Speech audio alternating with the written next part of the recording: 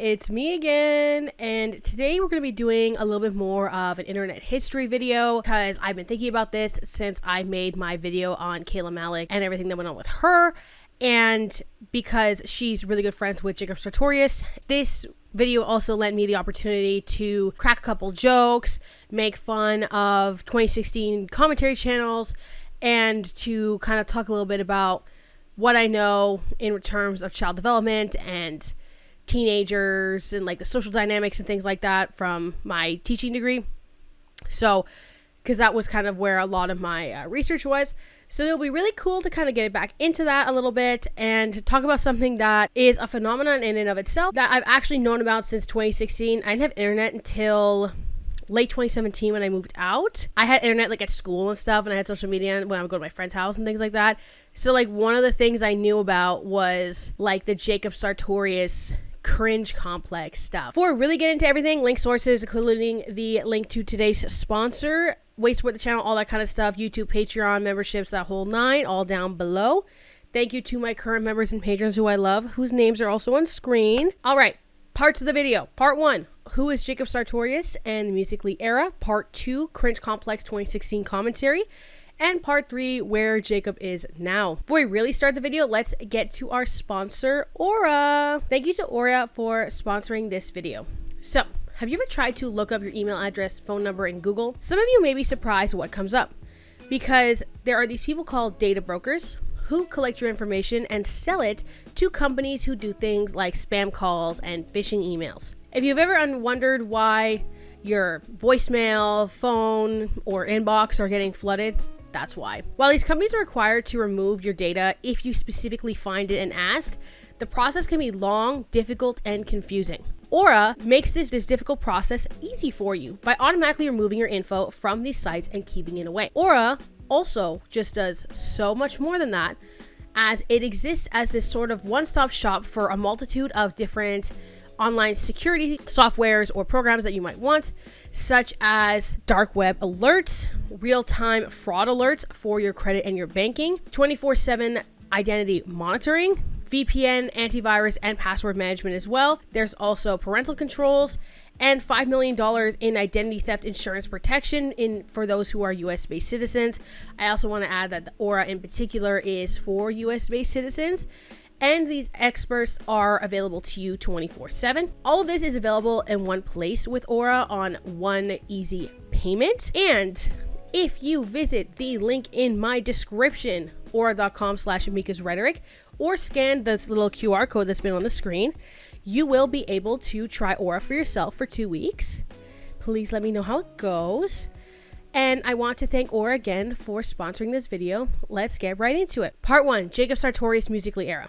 So Jacob Sartorious is a content creator who has also dabbled in music. He started getting attention in Vine in 2014 at just 12 years old, and he became particularly notable for his videos on Musical.ly after the fact and the music that he was creating as a young teenager. Currently, Jacob Sartorious is co-hosting the Banging Out podcast with Kayla Malik and still making content on TikTok primarily. He currently has 10.9 million followers on Instagram, 23.5 million on TikTok, and 2.87 million subscribers on YouTube. So when we talk about how Jacob Sartorious got started, I can't believe I didn't know this until Nor, my sweet queen icon in my life, made me their little research doc. Now, I keep laughing because this post that Jacob went viral for is a text post about anti-bullying. The only problem is I've only ever seen it as like a post copy pasta. The Vine got 176,000 likes and 188.9 thousand revines, which is like reposts. It was just a text post that reads, "The gay boy you punched in the hall today committed suicide a few minutes ago. That girl you called a slut in class today, she's a virgin. The boy you called lame, he has to work every night to support his family. That girl you pushed down the other day, she's already being abused at home. That girl you called fat, she's starving herself. The old man you made fun of because of the ugly scars, he fought for our country. The boy you made fun of for crying, his mother is dying. You think you freaking know them? Guess what? You don't. Repost if you are against bullying. I bet 99% of you won't, but repost this if you're that 1% with a heart." And then it was just captioned, "Revine if you're the wrong you are also, but he's 12. Against bullying." So that year in 2014, Jacob also made his Musical.ly account, which ended up kind of being the thing that really made him a social media figure. which Musical.ly, for those of you who do not know, was the name of the app before ByteDance bought the company, which now has turned Musical.ly into TikTok. Jacob did not make content that was of the highest quality per se. A lot of kind of weird dancing videos, sometimes a little bit too flirtatious looking in nature per se. A lot of like body rolls and stuff, really trying to like get girls, it feels like. And obviously it hasn't aged well, like either. It wasn't really aging well at the time. Something to kind of think about in this case is that like he was in middle school. He was 12. Whatever commentary channels were commenting on him, whatever people are watching this video and thinking about that content, hold on, actually I'm going to zoom again. You were cringe when you were 12. If you're 12, you are cringe now. And that's fine. It's okay to be cringe. That's the point of this whole video, by the way. And just because your cringe didn't end up on the internet doesn't mean you weren't cringe. So with that too, right? I didn't have, you know what? I did have social media when I was 13. I got a Facebook page. Didn't post on it much, didn't have internet. We've been over this. I had a lot of posts about Psyduck and community. It was an Abed stan, if you were wondering. But just because you being cringe didn't go online doesn't mean you're any better than people whose cringe did end up online. Because especially at the time, and especially in that context, people don't understand the scope of the internet. And when I was a teacher, I taught 7th and 8th grade. So some of them were being cringe online, which was fine. Some of them would call me cringe for being online, which I just was like, okay, and you're 12. Like, I don't care. But then also like some of them were portraying the behaviors demonstrated as cool or the right behaviors by these like bullying channels circa this era, which is strange that it's still translated almost a decade later. And what's interesting is what I found when I was working there, and what I found from research and things like that, is the kids being evil on their phones when they're 12 were having a lot more social repercussions than the kids that were being cringe in the long term. When Jacob did blow up on social media, he began to get really intensely bullied by his peers at school. And in an article published in 2017 by Philly Voice, there is the following quote. Sartorious has some staggering numbers. He has 14 million followers on the app Musical.ly, 7 million followers on Instagram, and more than 2 million subscribers to his YouTube channel. But the byproduct of fame for Sartorious was bullying. After he became a YouTube star, Sartorious was bullied in school. The abuse was so bad that he had to leave his public school in Reston, Virginia, I think. But then I went to private school. It was even worse, Sartorious said. I had nowhere to turn. Sartorious is taking high school classes online. It's best, he said, considering that he's making music and touring. Sartorious is out behind his debut EP, The Last Text. Sartorious understands that he doesn't have to sign with a big label. He could do this on his own, thanks to the internet. But he's keeping his options open and will only sign with a monolith if he is granted autonomy. I like doing things independently, but I'm listening to offers from corporate entities, Sartorious said. I'm not interested in signing with a label. I want to set up a partnership. Which is actually surprisingly smart for a 14-year-old, okay? Like, I don't know. I feel like I would have been a victim of Interscope if I made Sweatshirt, you know? Would have gone to public school if I didn't get bullied out of it. Was it because of Vine? Yeah, it was because of Musical.ly. I'm not gonna lie. In 7th grade, I started doing music. I started doing Vine when I was in 4th grade in elementary school. I used to tell everyone I'm gonna be famous on Vine. And like the girls that I had a crush on would be like, no, you're not. And I had like 800 followers. When I hit 20K on Vine, I would show that to everyone in 5th grade. Like, yo, I'm popping. Like, look at this. And then people started believing in me. So then I started believing in me even more. And then started doing Musical.ly, and then by 7th grade, I was getting bullied really bad, like shoved in the hallway, tried to put in my own locker, people threatening my life. I had to leave 15 minutes before school ended to go to the bus, and I was escorted by the principal because people thought I was going to get killed. And then my mom's the OG. Thank you, Mom. She saw what was happening and went with me to the principal's office and was like, look, if you don't handle these threats, like, I'll just take him out of school. And then she did, because she was like, I don't want him to fucking get stabbed for what he's doing. People were gonna stab her. From 2014 to 2016, Jacob Sartorious grew his social media following, and on May 15th, 2016, he drops the lyric video for the infamous Sweatshirt, which now sits at 15.6 million views. Then shortly after, on June 7th, 2016, the music video for Sweatshirt drops. And this ended up being one of the most disliked videos on YouTube, and today sits at 60.6 million views. Now, I know the like to dislike extension is very inaccurate. People brought up on some of my other videos saying that they have these like crazy dislike ratios. And I think my lowest ever is the H3 video at 70%. And most of mine sit at like 98 to 99% like to dislike, or 97 to 98% like to dislike ratio. So obviously the extension can be very inaccurate, but just for merit, it shows 780,000 likes and 2.3 million dislikes as of scripting. And I don't even care what anyone says. This video and this song are so iconic. I don't care. Yesterday, I was cleaning my kitchen. I just kept being like, chilling with a hair tie. No makeup with sweatpants on. I couldn't stop.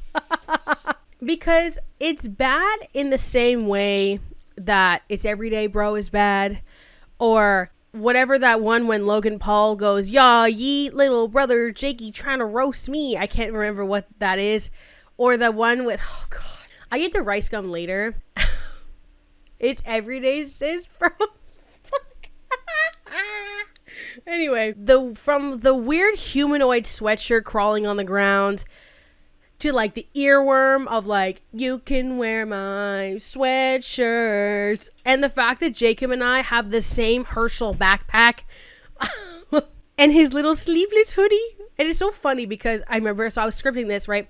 My monitor, maybe I'll put a picture of my desk setup somewhere, but my monitor is comically large. I have a 32-inch pink Samsung M8 monitor. This monitor does not leave little to the amount, like if you're sitting in the same room as me, you're seeing what I'm doing, right?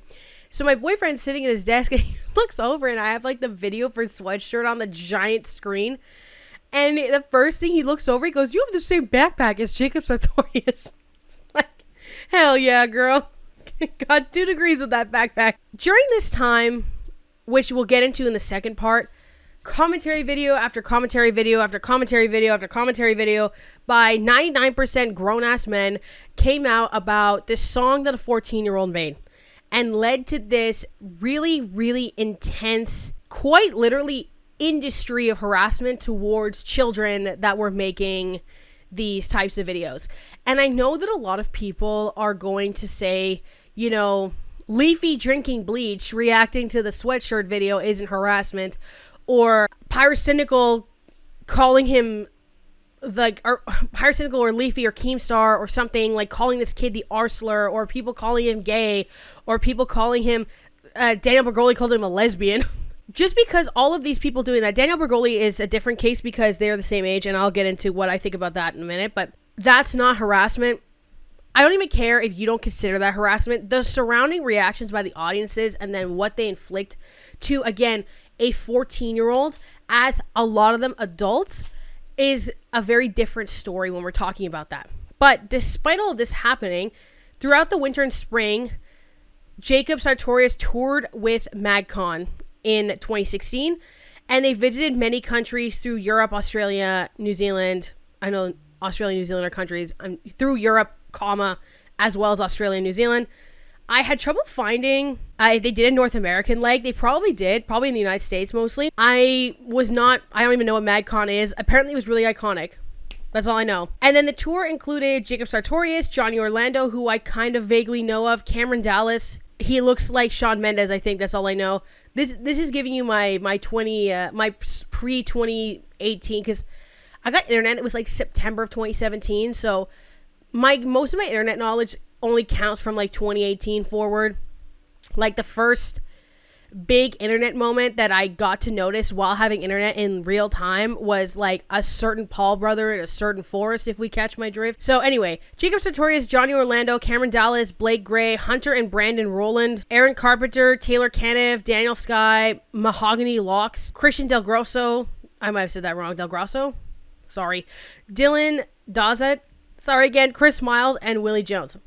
I know Jacob Sartorius, Johnny Orlando kind of, because I think he was another one of those kids that people made the videos on, and Cameron Dallas because he looks like Shawn Mendes, I think, and I think he did Vines or something. There's like another one. And I can't believe I don't know his name, but I only know that Anna Marie Forcino used to always tweet that he worked at Starbucks. Brent? Something? Oh no, what's his name? Oh shit. I'll have to go on Anna Marie Forcino's Twitter and look up the word Starbucks to see what happens. Based on the memories of this tour, the type of content that Jacob was making, clearly the narrow cast, which is a term in rhetoric, which just means, and why I suddenly cannot remember what rhetorician did that. I think it was Kenneth Burke. I'm like 99% sure it was a Kenneth Burke thing. I think it was a Kenneth Burke thing. Anyway, narrow cast just means like it's very specific intended audience base. And then broadcast is when it extends beyond that and how it's perceived on the large general public.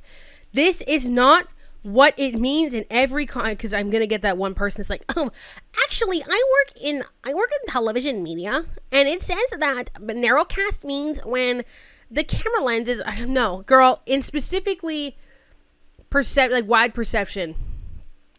Like I said, rhetoric, semiotics, that kind of stuff. Semiotics, science, whatever. The narrow cast, or the very specific narrow intended audience, was teen girls. Okay, fellow teens, teen girls specifically, for the most part. But then when it went to that way larger broadcast, that was where we get the second part, which is part 2, cringe complex and commentary. Now, as I've discussed before, the content Jacob was making, not the greatest quality, okay? And also something of the times, genuinely. I also want to add that I understand that there are many instances where Jacob was giving entitled, where he was like sitting there texting the besties or whatever. What did I do?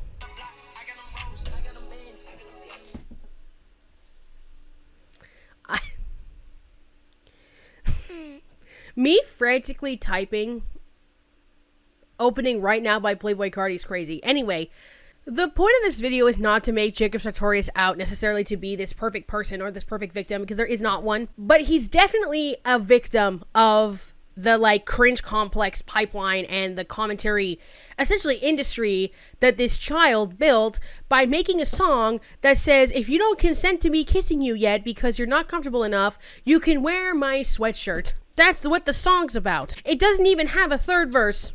We need to recenter ourselves into the internet culture of this time. While still the case, it felt even more so at the time that social media was frequented by younger kids. Because at first, right, we're talking about social media, it only came about in around 2010, let's say, was when you started getting more than kind of just like Facebook, right, and MySpace, stuff like that. I also want to add too, right, because back in the day, God, I turned 25 and I'm ancient, okay? Just because of the way that the house used to be set up, for example. There used to be like a family computer. You go on Facebook and the family computer in the room with everybody else. And then obviously down the line, the kids get iPods. That's usually like that was like the first step. And then you get like obviously your rudimentary kind of like less complex smartphones. You're getting like Blackberries and stuff. I had a Cute 10. Still my favorite phone I've ever had, I think. With that, you have these different levels of access, right? And I find back when I was younger too, it was way less common for really young people to all of them to have social media. So there was a little bit more monitoring because of like the uncertainty, until all of a sudden it was like 2014 and nobody cared anymore. like I find like 2010, 2011, 2012, people's parents are in the computer room, whatever. And then, like, the kids got the iPod Touches, and they're like, you can read fan fiction on AO3 if you want, or make a entire second persona on Tumblr, or something crazy like that. So there's just, like, that random jump, right? But the thing is, in 2014, I was 14. Jacob was 12. XYZ people were XYZ age, right? So Gen X were not really into it yet. You weren't really getting Facebook boomers yet. It was too new. So you're mostly getting millennials who at the time were in college at latest. So they were about 22, between 18 and 22, maybe 25.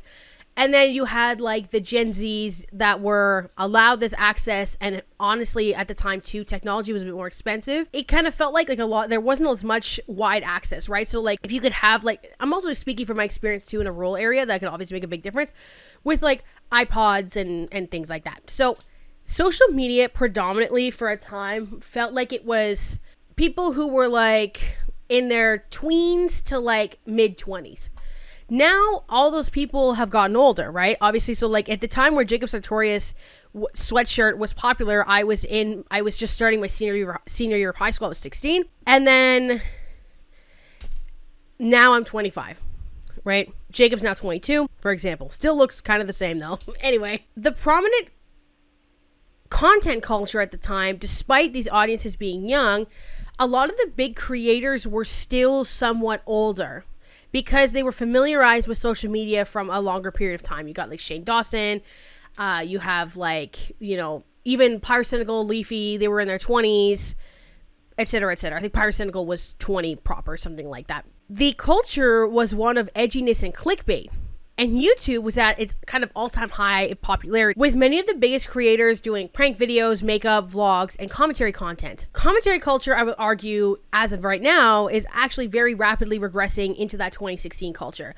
with mass harassment campaigns being very popular, especially towards women, people who are trans, people who are deemed mentally ill, the R slurs back in fashion for some stupid reason, amongst, you know, a bunch of other things. The main goal of that sort of commentary content, and to today as well, is to be able to laugh at somebody who makes content that you don't like. That's it. That's genuinely it. The main goal is that you don't think the way that I think, therefore I'm going to mock you.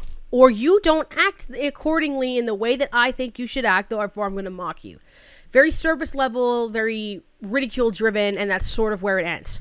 In 2016, famously, which I know Pyrocynical still makes jokes of to this day, to my understanding, was that it was making fun of children and people who were mentally ill.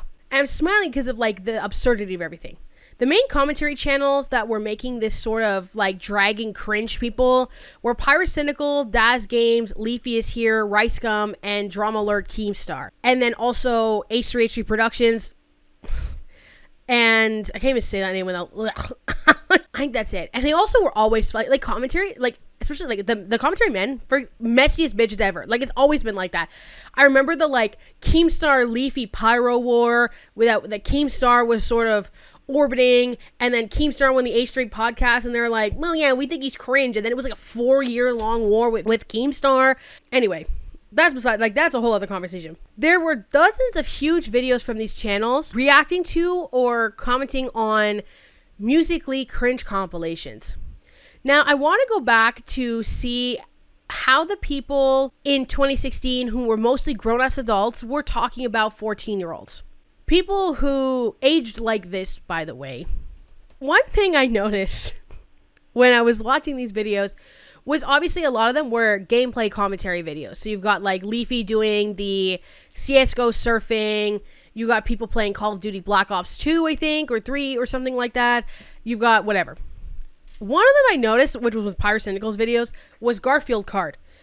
And to demonstrate how easy it was to make one of those videos, for the rest of however long my footage is, about 3.5 minutes, I'm going to comment on it and edit it in the same way they do with my Garfield Card footage. So have fun with that.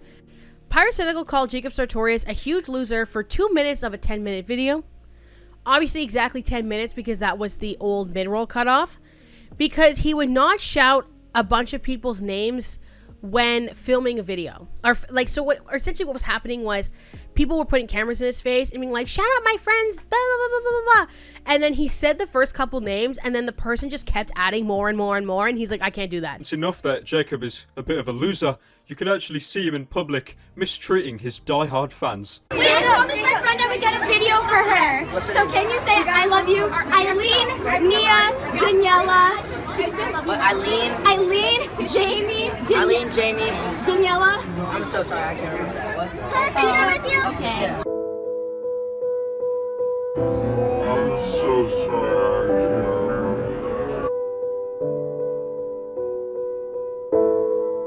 So what Jacob basically did there was, he couldn't be asked to learn the name of 3 to 4 girls and name them in a video. So Pyrocynical called him a huge loser for that.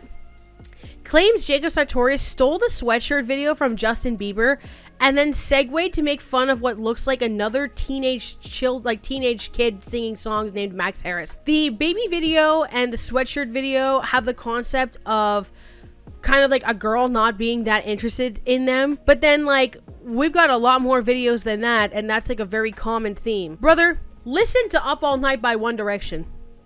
Half of those songs are "You're Not Interested in Me." Look up the I Would by One Direction. That's on the second album, if you're wondering. Take Me Home. That's like claiming everybody who dances in a music video in a big group stole it from Thriller by Michael Jackson. You know what I'm saying?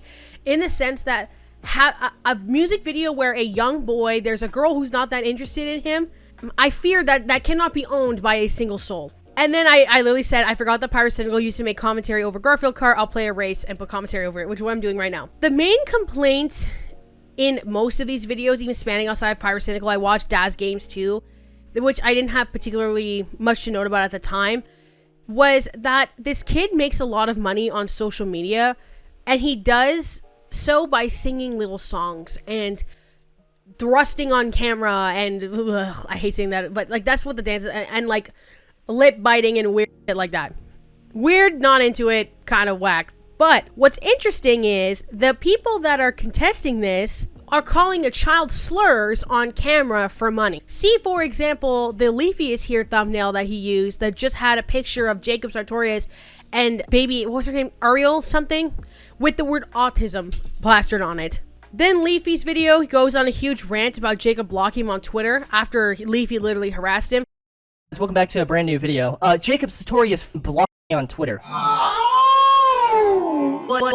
You know, I'm trying to keep it together right now. I really am, guys, but I'm struggling. I'm fucking struggling, okay? Jacob Sartorius' goddamn Twitter was the only thing that even put me on Twitter every single day because I wanted to see what he was tweeting, and now it's been taken away from me, and I'm really struggling to keep it together right now. Like, I have sleep issues, dude. Every single night before I went to bed, I would always look up Jacob Sartorius' Twitter and just read his little tweets, and that shit would help me, dude. Every single night I would pull up, "Good night, perfect. I have a girlfriend. It's you. He he he he. I love your smile." And you know, this whole time I thought he was talking about me, you know? I mean, he says he says you, I love you. But after he blocked me a few days ago, I knew for a fact that he wasn't talking about loving me. Leafy comments on the chest of the Ariel girl who was 15 multiple times with the thumbnail in which I mentioned as well. Daz Games just nitpicks random stuff to 11 million views. Like, he has 11 million views in a video where he's nitpicking a child by saying he has no talent. Like, for example, like, I'm full chest. Like, I think me making these videos isn't talent. Like, I think, you know, being able to manage everything that I do, because I also work a real job, that's different, maybe. But, like, but the videos I make, I'm not saying this about I'm not saying this about, like, people who do these grandiose, like, skits and all these different things and have these really complex scripts or whatever. I'm thinking what I do doesn't really feel like talent, okay? So I'm not gonna go and pick to somebody else like that and claim, like, that I'm you know what I mean?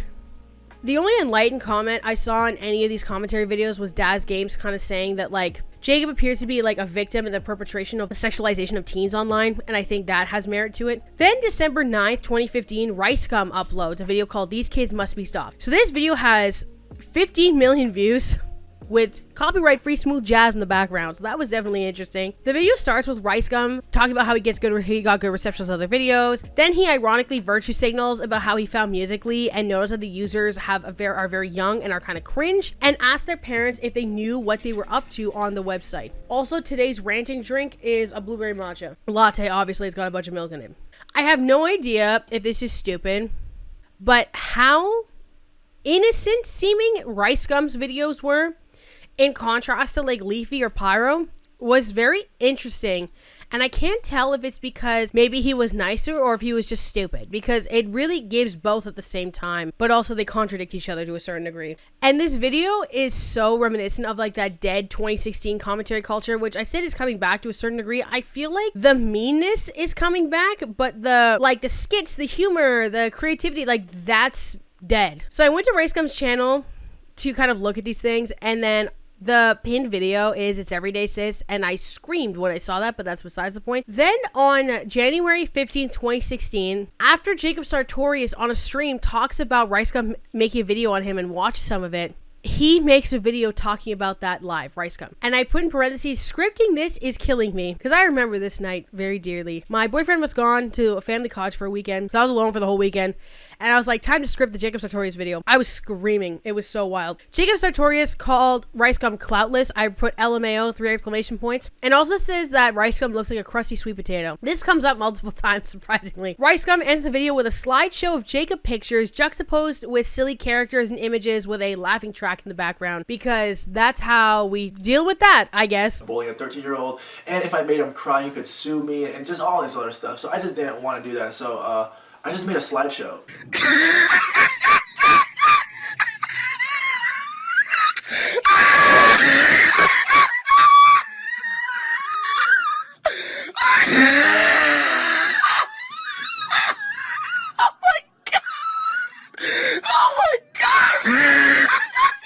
Feud continues.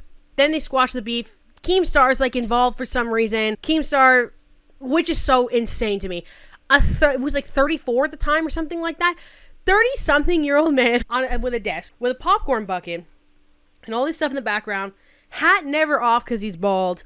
Being like, ah, my God. Jacob Sartorius is cringe. And Rice Gum owned him. Like, it's... And like, say what you want about Keemstar. I have the Rhetoric of Keemstar. Okay, I've been here, done that. This man, I fear, and I keep saying this all the time, was meant to be an entertainer. It's just unfortunate that morally not ideal, at least for my standards, okay? Now, at first, she responded to our video here on Drumler. She said this. I didn't know what Jacob thought about all this, and I texted him, all right? Why is this 40-year-old man even texting little kids, DMing them? Oh, hell no. Oh, hell no. I ain't gonna let you swing at me, Danielle. I responded on Twitter by saying this. Look, Danielle, I'm a young man, all right? I don't know why you call me 40. I am 35 years young. And second of all, I enjoyed your new video, but... You need to get some conditioner, because your hair looks like you stuck a fork in the light socket. I'm dying. Then Jacob posts shade of Rice Gum because one of his fans made a poster referencing the crusty sweet potato thing. So Rice Gum responds again with a diss track. My friends, I work with a couple of my friends, and I carpool. I drive. Thank you very much. I forced them to listen to me talk about how I was watching Rice Gum videos all night before that. And the line, if you have talent, then I'm not Asian, sent me fully. The bars of this are so insanely whack. I'll put it, I have the screenshot of that line because I don't know if it's copyrighted, so anyway, that was crazy. May 3rd, 2016, Rice Gum collabs with Leafy in a now age-restricted video. I figured that out really quick why that happened, which was about the song Sweatshirt. So Rice pirates the song and reacts, later says he didn't pirate it, whatever.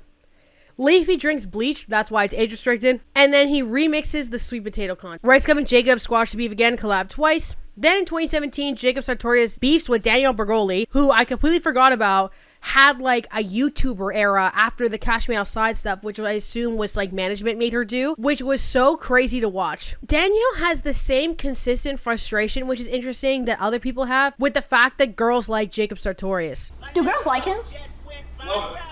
Why? You have nothing on your neck or your wrist. What are you talking about? Jacob responds 3 days later on May 22nd via Keemstar saying he doesn't know who that is. May 24th, Danielle puts out a 2-minute response video just kind of cussing out this person and trying to prove that he knew who she was. Keemstar gets involved again for some reason with some silly back and forth. Now, I want to switch gears and just discuss what I was referring to in terms of like this cringe complex. Now we've kind of summed up a lot of what the videos were and kind of the industry that had sort of kind of come out. Because then we got people talking about Johnny Orlando. We had people talking about Misha Misha, I don't know if Mishka, I don't know how you pronounce it, the kid that made I play Pokemon Go every day, that kid, amongst a lot of other ones. I remember I mentioned Pyrocynical was talking about one of them in another video. It is no surprise to anyone who had watched more than one commentary video, but many channels are not strangers to punching down as that sort of main focus of the content. While we look at the content made by these children, a lot of it is genuinely objectively bad. Like, don't get me wrong, okay, I'm not not here saying Jacob Sartorious is never entitled or maybe a little bit problematic or, you know, the videos were good. The thing is that the proportional reaction to these things was sort of absurd, right? Thing is, things being bad and cringe being made is not uncommon for middle schoolers. Pyrocynicles talked about a lot of really cringe stuff he did at that age. And I think I remember in like when I was doing my Nerd City video, one of the TBH podcasts, he literally said like, thank God I didn't have social media access at the time. So the only thing saving you was your access, but then for some reason you feel entitled to bullying children. It just doesn't make sense. Social media for young people is a huge part of their lives. And in turn, their viewpoints and conversations and perceptions around the world are formed by social media and the people who post on it. Now, there's a paper called The Impact of Influencer Culture on Children. I want to read a little bit by Ibrahim et al. And I just want to read what this says here. In the digital age, social media is now the most significant medium of communication, entertainment, and lifestyle inspiration. It has changed the way people connect with each other and consume news. Influencer culture is one of the most remarkable high points in the phenomena of social media. These individuals with considerable online audiences have great influence over trends, opinions, and consumer behavior. They have curated content and a very appealing online presence. These social media influencers have become central figures whose ideals, products, and lifestyles are marketed. Not only that, in the era of information technology development, legal issues involving children often occur, such as child exploitation, and these youngsters are at their most susceptible stages of development and are affected most by outside influence. Social media users are not limited to adults. Unfortunately, it is a problem that children can spend a lot of time watching various content from influencers who could be considered very popular and admired figures. The commercial content of these influencers can influence children's attitudes and behavior. With marketing targets aimed at children, several marketing strategies also use the service of a kid influencers as a form of influencer marketing. However, it should be understood that the effects of continuous photo shoots can have an impact on children's mental, physical, and emotional well-being. The blurring lines between true and commercialized content makes matters worse, keeps children vulnerable to denationalization, materialism, and even exploitation. These media mirrors won't hold many safeguards that protect children from most possible harmful content. This accumulates to growing concerns surrounding these digital personalities. This extends even to how children perceive each other when there are social media figures because they feel like they are the same age, they are on the same playing field. To say this as simply and as bluntly as possible, when young people feel like they have permission to hate someone or something, permission can be granted by someone that they like or respect. When that permission is granted, they will be as ruthless as they want. So if they see a kid who is their age being cringe and Leafy says, hate them, they're like, period, done. And then they could be as ruthless as they want to even their own peers. Influencers live the lives that they want, and they will often replicate behaviors or opinions of those that they do like to try to replicate the life that they want to live. I want to add some kind of more social context in terms of children that affects these child influencers. This paper is called Kidfluencers, Lived Experiences of Influencer Culture, A Time for Regulation by Shamai et al. That talks about kind of friendships and social aspects for these children. Speaking to Samantha, it was evident that being a kidfluencer changed the way in which she made and maintained her friendships. A major concern for her was the authenticity of what she called friends. Other participants shared the same sentiment with Samantha, with several of them highlighting the fear of being used by fake friends. It is worth noticing that these two who became kidfluencers in their teenage years had already formed friendships, which some of them were able to maintain after becoming influencers. Participants shared a consensus on ways of distinguishing real friends from fake ones. For example, some shared examples of friends who only reached out to them in need of money or resources. Millie summarizes this issue below. Friends are there, but I'm not sure which ones are real friends and which ones are here for fame and money. We enjoy and play, but at the end of the day, I'm always left wondering, are any of them real? Which friends would stick with me if I didn't have fame and money, you know? Participants also shared what their experiences were in friendship. They sought friends who would be there for them. Friends who do not treat them like celebrities, but allow them to be normal people. This is a point emphasized by most interviewees. Despite having the influencer status, they appear to be desired to live normal day-to-day lives. Some respondents expressed complete frustrations over their inability to be normal or have a normal day. Also, the nature of the recruitment criteria means that some of the participants had now entered the dating stage of their lives. They were mixed experiences surrounding this stage, with some participants giving examples where they had been expected to cover all expenses during dates. Some shared experiences of people taking and publicly sharing unflattering images of them online during dates. All such examples of how possible negative long-term effects of being a kinfluencer at a young age. And the culture of ridicule that was perpetuated from these adult influencers to these kidfluencers or child influencers that were ridiculing them for being cringe, in combination with the already existing social conditions that these children are subjected to, is why that there's an added level of severity to this perpetuation of negativity towards these young people that isn't necessarily the case when it's adult to adult. I also want to add for vibes that a lot of these videos that people were making about Jacob Sartorious were low-key more cringe than the kid doing some bizarre dance.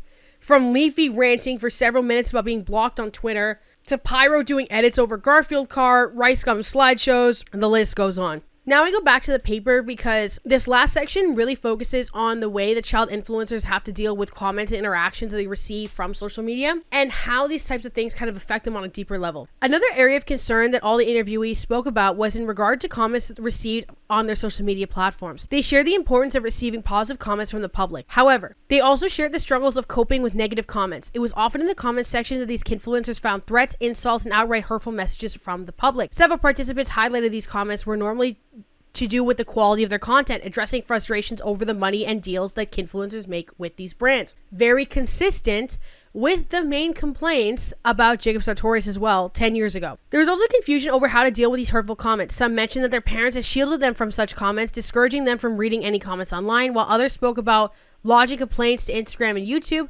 Both platforms were considered to be good at responding, although they were not always effective in resolving the issues raised. For example, on Instagram, participants could report someone for creating a fake profile using their pictures, after which Instagram would conduct their investigation and shut down the fake profile. However, Instagram has no effective way of stopping the same people or others from creating further fake accounts. Also, Instagram gives users the option to disable comments on their posts, as well to delete offensive or inappropriate comments. However, where comments are enabled, users have no specific way of preventing users from making hurting comments. Thus, even when users manage to delete abusive comments, the kinfluencer's mental well-being has already been impacted. Now, we need to recenter with Jacob Sartorius' past reality. The main purpose of this video is not for it to be a pity party for Jacob, rather to just kind of discuss one of the most well-known examples of this mass harassment phenomenon that had kind of weaponized cringe toward children as a reasoning to mistreat them. Another example, what I said before, was Misha, who made the Pokemon Go song, and he ended up making another song where he called all the commentary channels the R slur, which was obviously not a great idea. But the fact that this child was ending up in a war with 20 or 30-year-olds when he appeared to have been in elementary school is something that I feel like was not of concern at the time that really should have been. But that's all I have to say about this. Quick updates on Jacob, and then we're ending to part 3. So part 3, where is Jacob now? After the whole sweatshirt thing, Jacob actually notably ended up dating Millie Bobby Brown, in which they were together from December of 2017 to July of 2018. Someone on Twitter was claiming that Jacob cheated on her, was asking girls for news or something. I don't really care about that necessarily, like in the terms of the validity of all of that, because it was like a 15-year-old being cringe. Like, it is what it is. To my understanding, the cheating rumors were never fully confirmed. Again, I don't really want to like dig into the relationship of two minors and go through all of that. I don't really care that much. After that, Jacob just continued to make content on TikTok and post on YouTube occasionally and make music videos. Something else notable is Jacob's friendship with Kayla Malik, which people ship them apparently, including Tana and Brooke of the Cancelled podcast, which I'll put that little clip in now because it was kind of funny. Love you and Jacob Sartorious together. I love us too. I love that I just made you choke. I'm so sorry. Because I love us too. Oh my God. I do. You guys just have like a really great dynamic, regardless of what happens. Like, that's the thing. It's like, and I know he's gonna see this, but I truly love Jacob, like, with my whole heart, and he's changed my life in a lot of ways. I wouldn't ever want to ruin what we have, though. Yeah.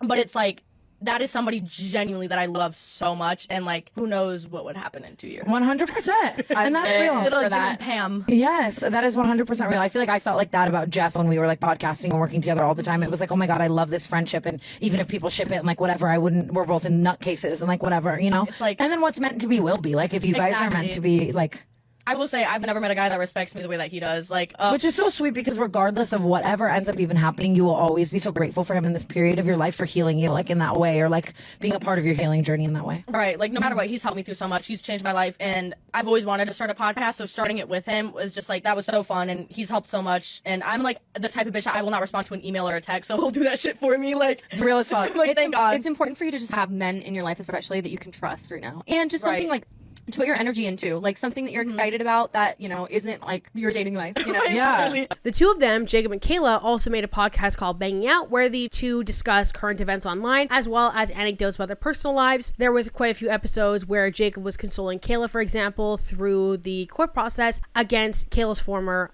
partner who was abusive. So you filmed this a while ago? Yeah, because I was just scared. Yeah. And then I was like, fuck it, I have to do it. And I've never in my life received so many DMs and emails in my life of like people actually appreciating it. I read the comments. Like, let's read some of these like top comments. A cheater's biggest fear is always getting cheated on. Keep that in mind. I hope his mother sees this. Yeah.